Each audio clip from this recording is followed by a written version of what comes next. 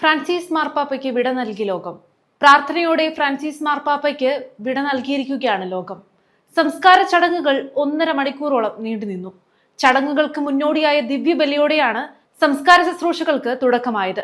ചടങ്ങുകൾക്ക് ശേഷം മാർപ്പാപ്പയുടെ ഭൗതിക ശരീരം സെന്റ് പീറ്റേഴ്സ് ബസിലിക്കയിലേക്ക് തിരികെ കൊണ്ടുപോയ ശേഷം അവിടെ നിന്നും 4 കിലോമീറ്റർ അകലെയുള്ള സെന്റ് മേരി മേജർ ബസിലിക്കയിലായിരുന്നു സംസ്കാരം.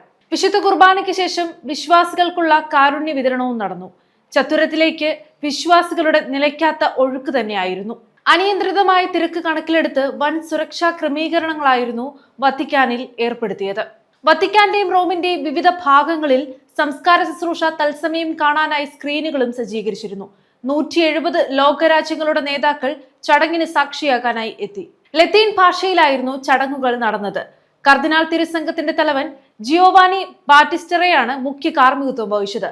സീറോ മലബാർ സഭ major archbishop Mar Raphael Thattil, major archbishop cardinal Mar Baselios Cleemis Catholicos Bava, cardinal Mar George Jacob Koovakad, major archbishop emeritus cardinal Mar George Alencherry തുടങ്ങിയവർ സംസ്കാര ചടങ്ങിൽ സഹകാർമ്മികരായി. പതിനായിരങ്ങൾ അണമുറിയാതെ എത്തിയ പൊതുദർശനത്തിനൊടുവിൽ മാർപ്പാപ്പയുടെ ശവപേടകം ഇന്നലെ അർദ്ധരാത്രിയോടെയാണ് അടച്ചത്. ആചാരപ്രകാരം മാർപ്പാപ്പയുടെ മുഖം വെള്ള തുണി കൊണ്ട് മൂടി. ഫ്രാൻസിസ് പാപ്പയുടെ കാലത്ത് പുറത്തിറങ്ങിയ നാണയങ്ങൾ അടങ്ങിയ സഞ്ചിയും മാർപ്പാപ്പയായിരിക്കെ ചെയ്ത പ്രവൃത്തികളുടെ ലഘുവിവരണവും പേടകത്തിനുള്ളിൽ വെച്ചു. കത്തോലിക്ക സഭയുടെ കാമർ ലോഗോയും അമേരിക്കയിൽ നിന്നുള്ള കർദിനാളുമായ കെവിൻ ഫാരലിന്റെ മുഖ്യ കാർമ്മികത്വത്തിൽ മുതിർന്ന കർദിനാൾമാരുടെ സാന്നിധ്യത്തിലാണ് പേടകം അടച്ചത്. ഇന്നലെ വൈകിട്ട് വരെയുള്ള കണക്കനുസരിച്ച് ഏകദേശം 3 ലക്ഷത്തോളം പേരാണ് പാപ്പായെ അവസാനമായി കാണാനായി എത്തിയത്. സംസ്കാര ചടങ്ങുകളുടെ 87 പേജുള്ള ശുശ്രൂഷാക്രമം വത്തിക്കാൻ നേരത്തെ പ്രസിദ്ധീകരിച്ചിരുന്നു. മരണാനന്തര നടപടികളുടെയും ശുശ്രൂഷകളുടെയും ക്രമം കഴിഞ്ഞ നവംബറിൽ മാർപ്പാപ്പ തന്നെ താൽപര്യമെടുത്ത് പരിഷ്കരിച്ചിരുന്നു. ചടങ്ങുകൾ കൂടുതൽ ലളിതമാക്കി.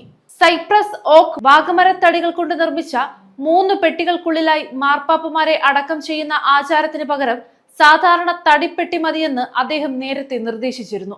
സെന്റ് പീറ്റേഴ്സ് ചത്തുരത്തിലെ ചടങ്ങുകൾ പൂർത്തിയായതോടെ വത്തിക്കാനിൽ 9 ദിവസത്തെ ദുഃഖാചരണം ആരംഭിച്ചു.